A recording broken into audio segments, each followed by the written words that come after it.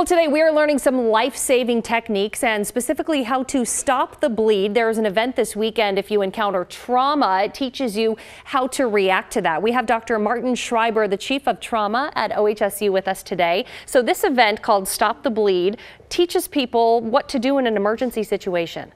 Correct. So we're part of a national campaign that's going on all around the country, which is called Stop the Bleed. It was started by the American College of Surgeons. And the goal is to teach everybody who lives in the United States how to stop bleeding. So it turns out that the major cause of death for young people between the ages of 1 and 44 is trauma. And the most preventable cause of death from trauma is bleeding. So patients are injured for various reasons. Accidents occur, car crashes, window injuries, mass shooter injuries. And this event really grew out of the Boston Marathon bombing. Right. And at that point in time, there were numerous casualties, and there was no effective method to stop the bleeding. So what's the first thing we would do? What would we learn at this event this weekend? So the first thing that we would do is that we would stop bleeding by applying pressure. So this is a Kerlix dressing. It's made out of gauze, and this is a simulated leg. Here we go. I don't think we've had a simulated leg in the studio before. Okay, so what do we do with this gauze here? So you just apply it? This is the wound. And the goal is to apply this dressing. I'll have you do it if you like. Okay. And you want to get it deep into the hole. Shove it all the way in. You put it in the skin then? Yep, all the way deep. Now shove it as far as it'll go. Now the bleeding is usually coming from deep in the wound. So you have to get this dressing very deeply into the wound. And now when you fill the wound cavity as you have, you place the remainder of the dressing over and you hold pressure, hold hard pressure. Okay.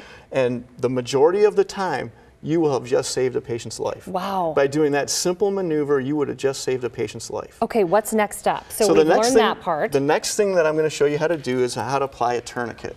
You want to try it out on my arm? So this is a tourniquet. I'm going to put it on your arm. Okay. This tourniquet is a combat application tourniquet. It was developed by the U.S. military, carried by every U.S. warfighter in Iraq and Afghanistan and anywhere else we go. The tourniquet is applied above the injury. So let's assume we have an injury. That's correct. Okay. And then we tighten it with the Velcro. This is a windlass. We spin the windlass until the bleeding stops. And we apply the pressure. That's stabilized.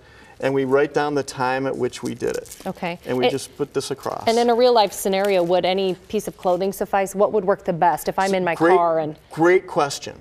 So the idea is that we would have kits like this, that people would have these in their homes. Anywhere you had an AED for CPR, you would also have a kit like this available. But if you don't have it, then use whatever you have. Okay. Take off your shirt, fill these holes and put pressure with your shirt, your socks, preferably something cleaner than dirtier, and then you can really save a life. And this is very, very simple techniques to save lives across the United States. And that's what we want to do, is we want to save lives. And the event this weekend, where is it? So the event this weekend is July 22nd. It's on Saturday. It's at the CLSB, the Center for Life, down by the South Waterfront. This is the first of our public events. The registration was full with 100 people in 6 hours. Wow, okay. Well, we will put more information and tips on our Portland Today Facebook page. Excellent. Thank you so much for being here. My pleasure. Thank you.